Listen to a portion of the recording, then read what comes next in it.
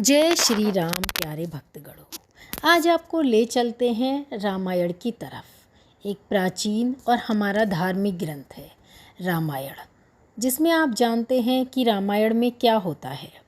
भगवान श्री राम, भगवान राम को भगवान विष्णु के 7वें अवतार के रूप में जाना जाता है तथा कृष्ण 8वें अवतार हैं। राम शिष्टाचार और सदाचार के प्रतीक हैं, मूल्यों और नैतिकता के प्रतीक हैं। राम मर्यादा पुरुषोत्तम है, जिसका अर्थ है पूर्ण पुरुष। ऐसा माना जाता है कि भगवान राम ने बुरी ताकतों को नष्ट करने के लिए ही पृथ्वी पर जन्म लिया है। फिर हैं उनके छोटे भाई लक्ष्मण। वनवास के दौरान लक्ष्मण एक पल भी नहीं सोए। सुनकर भी थोड़ा अजीब लगता है कि क्या सच में ऐसा संभव है, पर रामायण से जुड़ी कोई भी बात झूठ नहीं है। एक अटल सत्य है हमारा ग्रंथ रामायण। वनवास के दौरान लक्ष्मण ने अपने भाई श्री राम और माता सीता की 14 वर्षों तक निस्वार्थ सेवा की थी। रामायण के अनुसार जब प्रभु श्री राम और माता सीता अपनी झोपड़ी में आराम करते, तब लक्ष्मण झोपड़ी के बाहर पहरा देते। लक्ष्मण ने अपनी नींद का त्याग कर दिया और 14 वर्ष तक बिना सोए वो जागते रहे।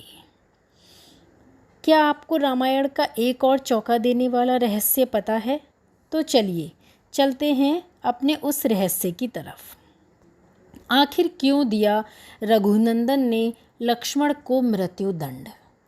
बताएंगे आपको डिटेल में, अवगत कराएंगे एक पूरी जानकारी से। रामायण में इस घटना का वर्णन आता है। श्री रामचंद्र जी को न चाहते हुए भी अपने प्रिय अनुज लक्ष्मण को मृत्यु दंड देना पड़ा। लेकिन ऐसा क्यों हुआ? इसके पीछे भी एक बहुत ही रोचक और भावपूर्ण कहानी है। श्री राम जी के लंका विजय करने, अयोध्या लौट आने और राजा बनने के उपरांत एक दिन यम देवता कोई महत्वपूर्ण चर्चा करने श्री राम के पास आते हैं। चर्चा शुरू होने से पहले वो भगवान श्री राम से कहते हैं कि आप जो भी वचन देते हो उसे पूरा करते हो। मैं भी आपसे एक वचन मांगता हूँ कि जब तक हमारे बीच वार्तालाप चले तो कोई नहीं आए, और जो आएगा उसको आपको मृत्यु दंड देना पड़ेगा। भगवान राम यम को यही वचन देते हैं। भगवान राम लक्ष्मण को यह कहते हुए द्वारपाल नियुक्त कर देते हैं और कहते हैं कि जब तक उनकी और यम की बात हो रही है वो किसी को भी अंदर न आने दें, अन्यथा मृत्यु दंड भुगतना पड़ेगा। ऐसा मैंने वचन दिया है। लक्ष्मण भाई की आज्ञा मानकर द्वारपाल बनकर खड़े हो जाते हैं। क्या होता है आगे, चलिए जानते हैं। लक्ष्मण को द्वारपाल बने कुछ ही समय बीतता है कि वहाँ पर दुर्वासा ऋषि आते हैं। दुर्वासा जी ने लक्ष्मण से अपने आने की सूचना राम जी को देने के लिए कहा, तो लक्ष्मण जी ने विनम्रता के साथ मना कर दिया। इस पर दुर्वासा ऋषि बहुत ही क्रोधित हो गए, संपूर्ण अयोध्या को श्राप देने की बात करने लगे। लक्ष्मण जी समझ गए कि ये एक विकट स्थिति है, जिसमें या तो उन्हें रामाज्ञा का उल्लंघन करना होगा या फिर संपूर्ण नगर को ऋषि के श्राप की अग्नि में झोंकना होगा। लक्ष्मण ने शीघ्र ही यह निश्चय कर लिया कि उनको स्वयं का बलिदान देना होगा, ताकि वो नगरवासियों को ऋषि के श्राप से बचा सकें।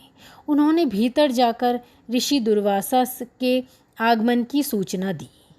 राम भगवान ने शीघ्रता से यम के साथ अपनी वार्तालाप समाप्त कर ऋषि दुर्वासा की आवभगत की, परंतु अब श्री राम दुविधा में पड़ गए। दुविधा की स्थिति यह थी कि उन्हें अपने वचन के अनुसार लक्ष्मण को मृत्यु दंड देना था। वो समझ नहीं पा रहे थे कि वो अपने भाई को मृत्यु दंड कैसे दें, लेकिन उन्होंने यम को वचन दिया था जिसे निभाना था।